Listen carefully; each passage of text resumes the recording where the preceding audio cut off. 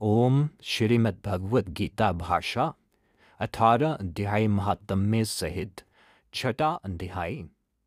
श्री भगवान ने कहा, कर्मों के फल के आश्रय रहित जो मनुष्य करने योग्य विहित कर्मों को करता है वही सन्यासी है और वही कर्म योगी है।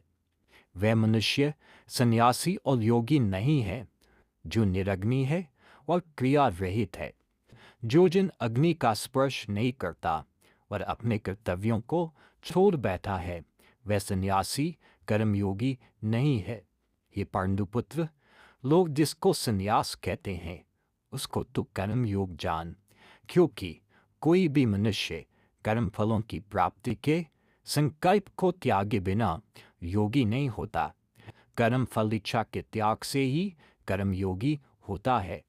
योग के ऊंचे पद पर चढ़ना चाहने वाले मननशील मुनि के लिए कर्म करना साधन कहा जाता है और उसी योगारूढ़ के लिए, योग में स्थिर के लिए शांति साधन कहा है।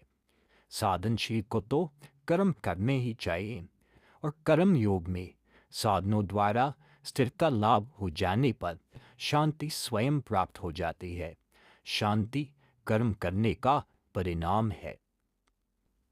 निश्चय से जब वह मननशील मनुष्य इंद्रियों के विश्व में निमग्न नहीं होता, तब वह संकल्पों का त्यागी योगारूढ़ कहा जाता है। इंद्रियों को संयम में रखने वाला, योग पर आरूढ़ चढ़ा हुआ व स्थिर समझा जाता है। मन को वश करना और प्रशांत चित्त रहना भी योगारूढ़ की चिन्ह है। योगारूढ़ की अवस्था भी स्थिर बुद्धि मनुष्य के सदृश ही है।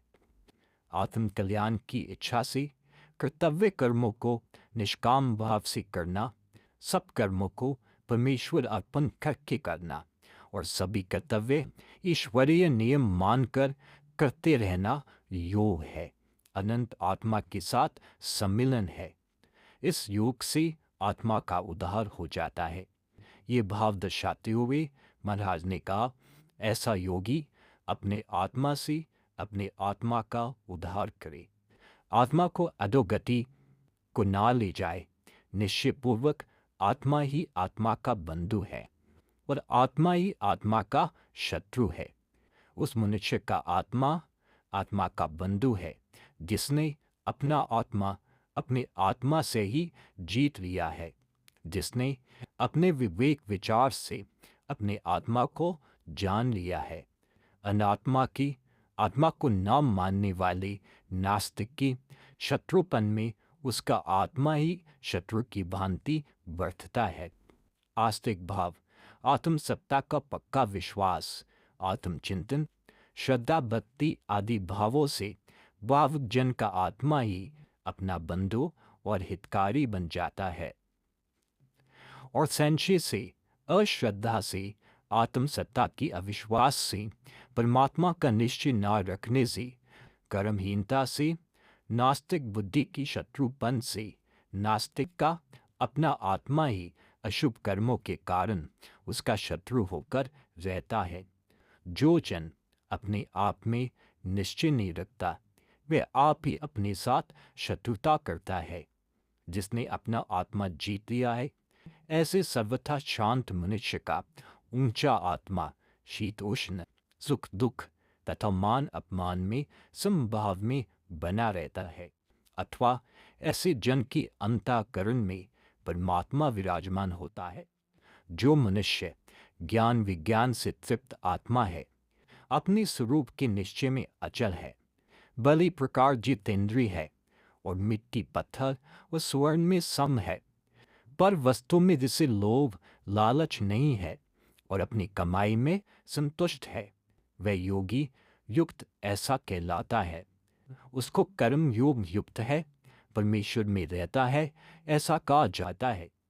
जो परमेश्वर परायण जन हार्दिक स्नेही में, मित्र में, शत्रु में, निष्पक्षपाती में, मध्यस्थ में, द्वेषी में, बंधु में, साधु में और पापी में समबुद्धि है, वह श्रेष्ठतर है। समबुद्धि से यहाँ यही तात्पर्य है जो घृणा रहित है, द्वेष नहीं करता और राग तथा पक्षपात से ऊपर है। ध्यान में एकाग्रता प्राप्ति को चाहने वाला योगी अकेला चित्त के संयम युक्त, आशा रहित, परिग्रह रहित होकर एकांत स्थान में स्थिर होकर अपने आत्मा को निरंतर परमेश्वर के नाम व स्वरूप में लगावे।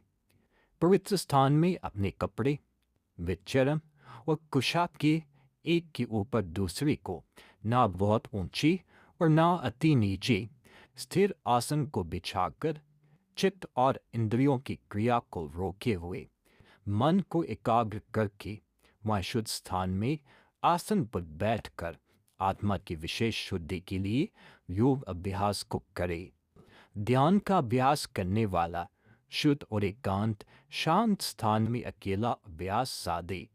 बहुत ऊंचे नीचे आसन पर ना बैठे। अधिक नीचे आसन पर कीट के चढ़ाने का विघ्न हो जाया करता है और बहुत ऊंचे आसन से गिर पड़ने की आशंका बनी रहती है। आसन गुदगुदा और स्थिर होना उचित है। सबसे नीचे कुशा का आसन बिछाए, उसके ऊपर वृक्षाला और सबसे ऊपर कपड़े का सूती आसन लगावे। ऐसे आसन पर बैठकर सब चेष्टाओं को रोककर परमात्मा का ध्यान करे।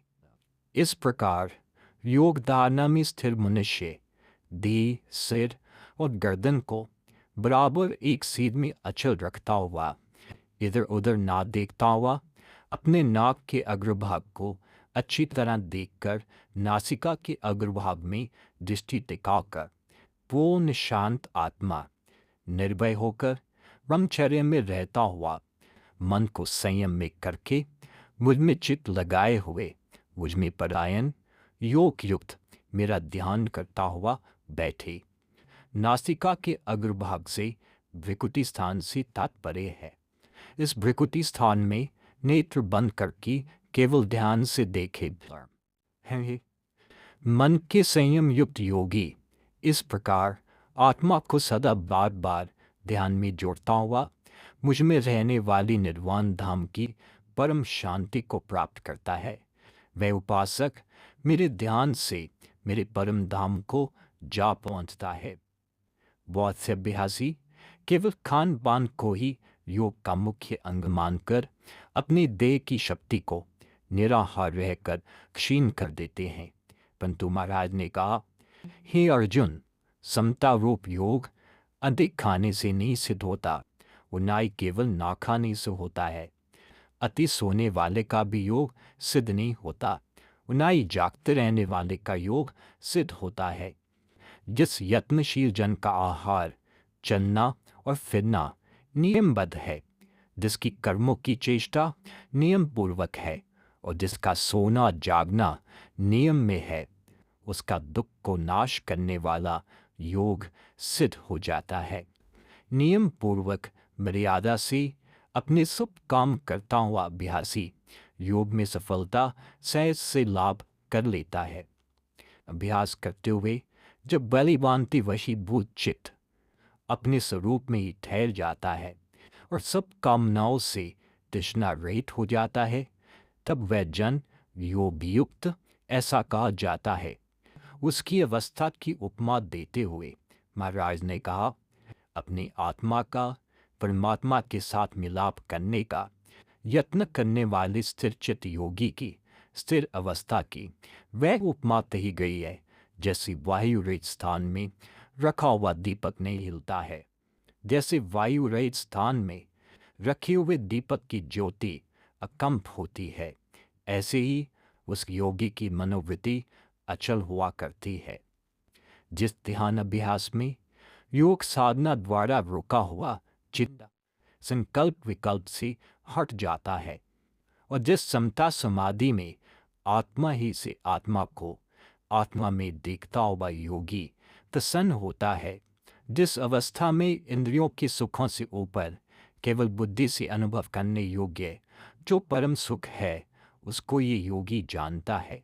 और जिस अवस्था में स्थिर होकर ये वास्तव में चलायमान ही नहीं होता और जिस सुख को पाकर उसे अधिक दूसरा कोई भी लाभ ये नहीं समझता और जिसमें रहता हुआ ये बड़े भारी दुख से भी दावानदोल नहीं किया जा सकता।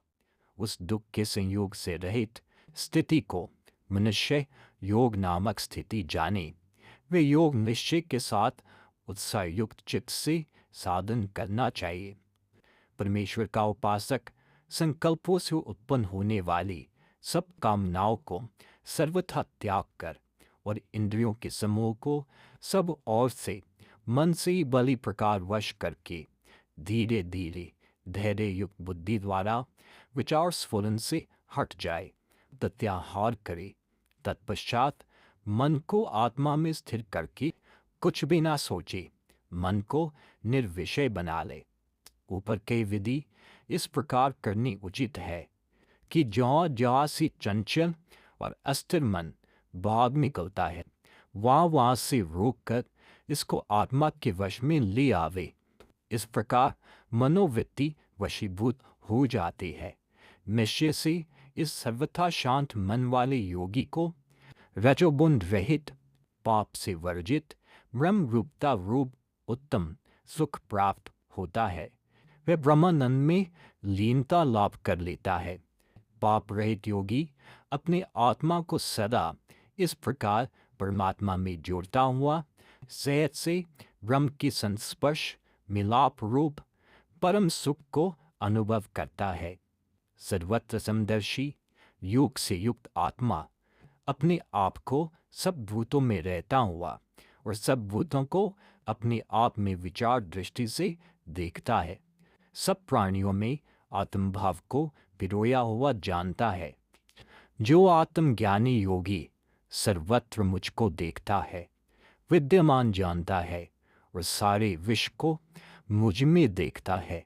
अपनी कृपा दृष्टि से उसको मैं दूर नहीं करता और अपने निश्चय विश्वास के नेत्रों से वह मुझे ओझल नहीं करता है।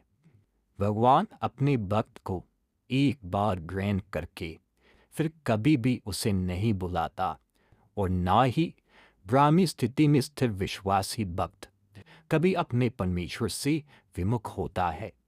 जो एकता में रहता हुआ अचल श्रद्धा में सुदृढ़ योगी सब भूतों में रहने वाले मुझको बचता है, मेरा आश्रय ग्रहण करता है, चाहे जिस अवस्था में रहता हुआ भी वह योगी मुझ में ही बरतता है। अपने सभी कर्तव्य कर्म करता हुआ वह मुझ में ही विचरता है। हे अर्जुन, जो भगवत भक्त सर्वत्र सब प्राणियों में सुख को अथवा दुख को अपनी आत्मा के सुख दुख के सम समझता है, जो अपने समान दूसरों के दुख नाश का और सुख सिद्धि का प्रयत्न करता है, वह परम योगी माना गया है। अर्जुन ने कहा, हे मधुसूदन, जो ये समता रूपी योग आपने कहा है, मन की चंचलता के कारण मैं उसकी स्थिर अवस्था को नहीं देखता हूँ, नहीं अनुभव करता हूँ।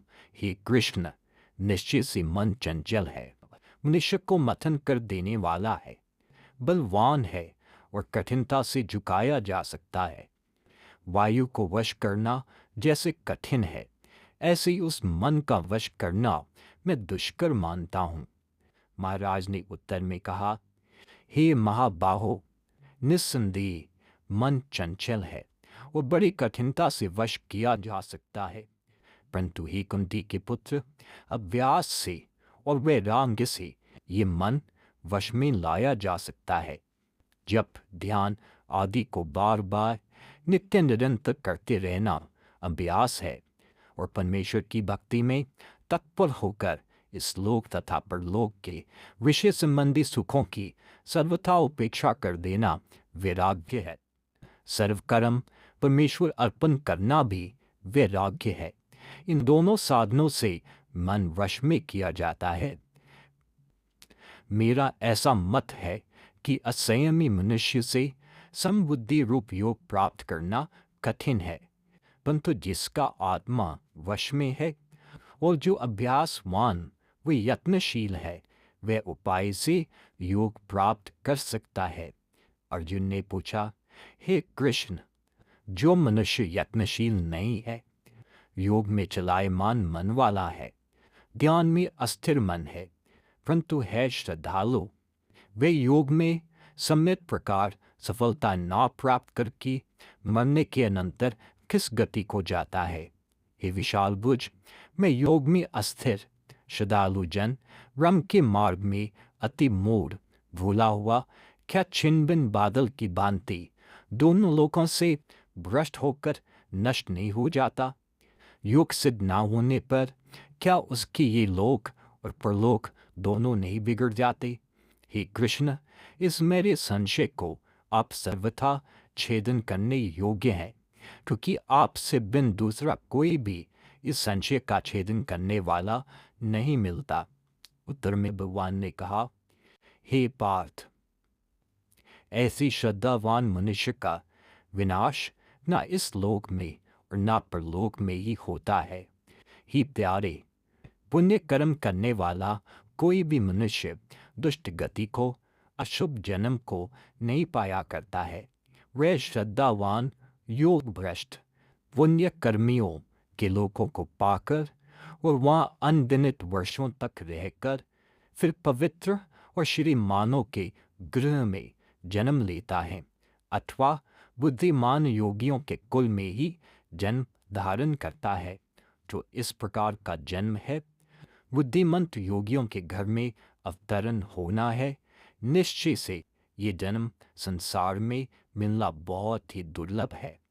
जिन गृहों में पवित्रता हो और जीवन के निर्वाह के पर्याप्त साधन हो, वह जन्म लेकर उसकी पूर्व संचित संस्कारों का जाग जाना बहुत सुगम होता है।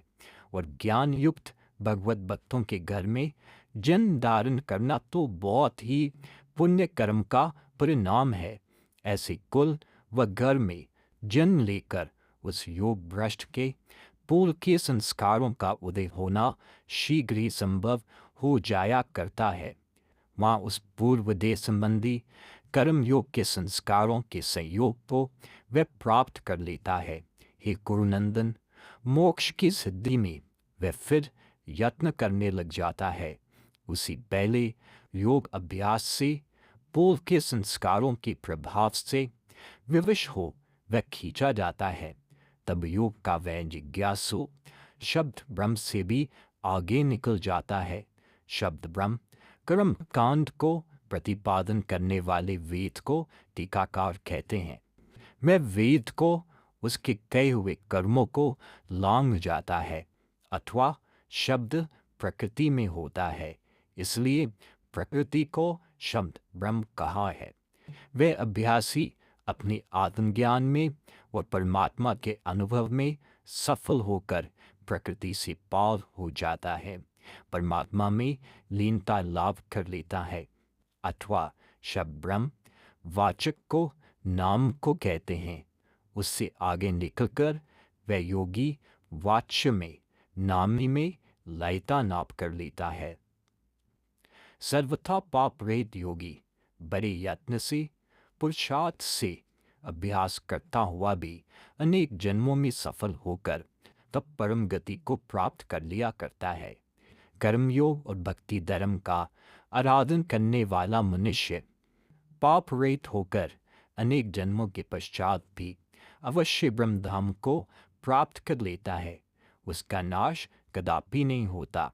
उसके ज्ञान, ध्यान और निष्काम कर्म का संस्कार उसको अवश्यमेव सफल बना देता है। ही अर्जुन, तपस्वियों से योगी श्रेष्ठ है।